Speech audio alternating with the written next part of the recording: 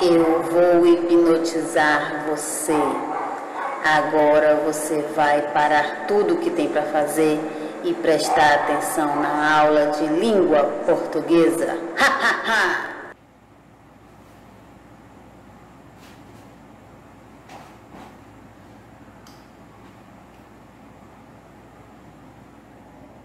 A corda que lhe dá segurança pode também limitá-lo. Um alpinista escalava uma montanha em meio a uma tempestade de neve. Um verdadeiro desafio. Quase ao cair da noite, quando já se aproximava do topo da montanha, um movimento em falso fez com que ele escorregasse e começasse a despencar. Como estava equipado com todos aqueles aparatos de alpinista, num dado momento, a queda cessou e ele ficou preso no ar, preso apenas por uma corda. Noite feita, a neve caía em abundância e o frio era intenso. Nessa situação de desespero, só escuridão à sua volta. Ele não via nenhuma saída. Começou a rezar pedindo a Deus que o ajudasse a achar uma solução, pois em breve estaria congelado. Foi quando escutou uma voz no seu íntimo que dizia: solte a corda, solte a corda. No mesmo instante ele pensou: que pensamento mais louco! Neste momento a corda é a única coisa que me dá segurança. Se eu a soltar, morrerei na certa. E pensando assim, agarrou-se mais ainda à corda. O dia amanheceu. E quando a equipe de resgate chegou, encontrou o alpinista morto a apenas alguns centímetros do chão. Aqui diz assim, gente: é pelo medo de nos desapegarmos de certas situações que aparentemente nos oferecem segurança que deixamos de alcançar maiores conquistas. A mesma corda que lhe dá segurança pode também limitá-lo. Então, gente, aqui é o material que eu passei das atividades para a gente fixar bem o conteúdo baseado nas aulas de revisão de tudo que a gente viu, vocês viram, na verdade, no primeiro bimestre até o dia 17 de março, tá bom? E aí nós temos, né, nós ouvimos a historinha aleatória. Eu recapitulei a aula do dia 30 da aula passada, corrigi as atividades oralmente e pedi que revissem a aula passada. Fixamos bem o que é texto descritivo e argumentação, texto dissertativo, dissertação e argumentativo, para ninguém confundir mais. Mostrei um exemplo do texto que é diálogo e falei dos outros textos da atividade 2, certo? Aí passei essa atividade para vocês que diz assim, ó: esse print é um exemplo de diálogo. Sabemos que há duas pessoas conversando, a tia Rô e o Leonardo. Os turnos das falas nesse texto se dá pelas mensagens da direita em verde, que são as do sobrinho, e as da esquerda branca, que é a da tia. Todo mundo que tem o WhatsApp sabe como é, né?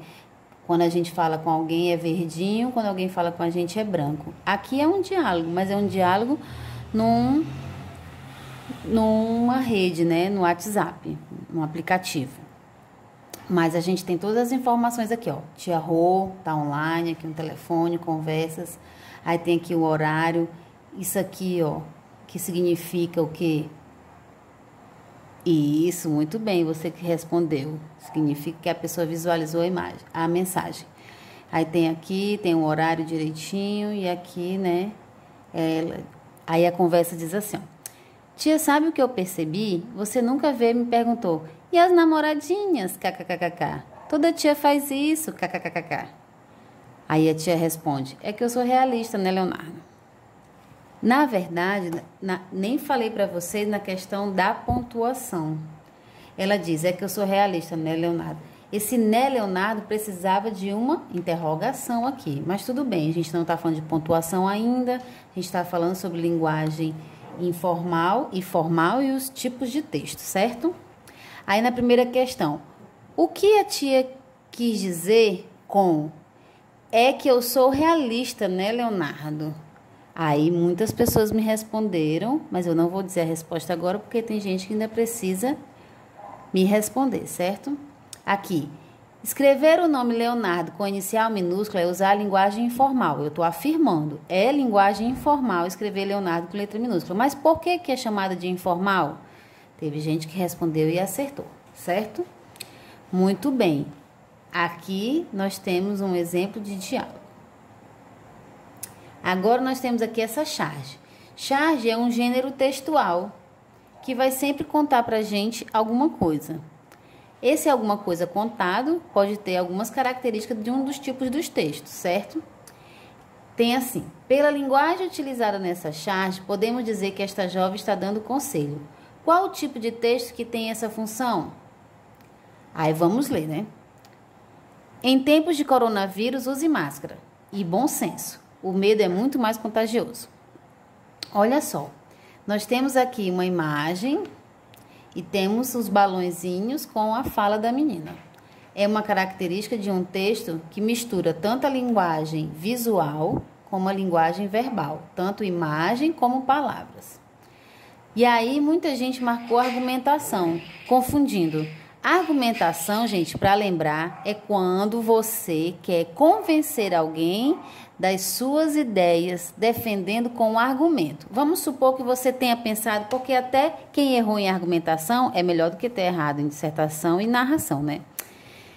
Porque, olha só, ela diz, em tempos de coronavírus, use máscara. Ela está dando um conselho. Além de usar máscara, ela quer que use o bom senso. Use bom senso. Aí ela diz, o medo é muito mais contagioso. Isso aqui é uma opinião dela. O medo é muito mais contagioso. É uma opinião. Para ser argumentação, ela teria que defender por que ela diz que o medo é mais contagioso. Perceberam a diferença? Olha só. Quando eu digo o medo é muito mais contagioso, significa que eu estou dando a minha opinião. Pode ser que tenha algumas pessoas que digam que não, eu não acho o medo contagioso. Se tem essa ideia de duvidar, de ter uma oposição, não é argumento, é opinião. Alguém pode ter uma opinião contrária. O argumento é quando eu defendo isso aqui, ó. Por que o medo é muito mais contagioso? Aí ela poderia ter dito de outras formas, entendeu? Mas aqui nessa charge não. Então, como ela aqui pede, ela faz pedidos, ela dá uma sugestão, ela faz conselho, faz um conselho, dá um conselho. Esse dar conselho, dar uma sugestão, fazer um pedido é injunção, tá? Você que respondeu errado, corrija, tá bom? Para mostrar o caderno para mim, tá bom, queridos? Muito obrigada. Lá naquele dia, né, eu aceito a resposta é 13 de maio, mas a gente mudou a semana light até amanhã eu ainda aceito, tá bom? Mas o mais importante, gente, que eu quero é que vocês aprendam, tá bom? Oi, gente, então, é só isso mesmo, tá? Semana bem light, tô esperando até amanhã as atividades que ainda não devolveu. Quem quiser conversar comigo, falar o que tá sentindo, sobre como é estudar dessa forma. Nós professores e os outros professores de vocês estão se renovando para poder ensinar, é uma determinação do governo, da secretaria, do MEC, para não deixar vocês ociosos, para que vocês não fiquem em casa. Com certeza muitos de vocês devem ter mudado a rotina, devem estar acordando tarde, mas isso não é certo nem errado. A questão é assim, é você se programar, como é que você vai estudar dessa forma. Isso é para ajudar você, é para ajudar os professores a quando a gente voltar, se a gente voltar esse ano ainda, a gente ainda não sabe. O mais importante é a saúde, entendeu? Então, assim, enquanto não tiver uma cura para essa doença, para matar o vírus, a gente tem que ficar, né, se resguardando, tendo cuidado, seguindo as orientações, né? Mas dá para estudar, gente, dá para estudar sim. E reorganize o seu tempo. Se você voltou a dormir tarde, acordar tarde, você tem um período da tarde para estudar. É para o seu bem, é para ocupar a sua cabeça, tá? Muitas coisas podem acontecer se você não estiver ocupando sua cabeça. Você pode desenvolver algumas coisas que não são boas, tá bom?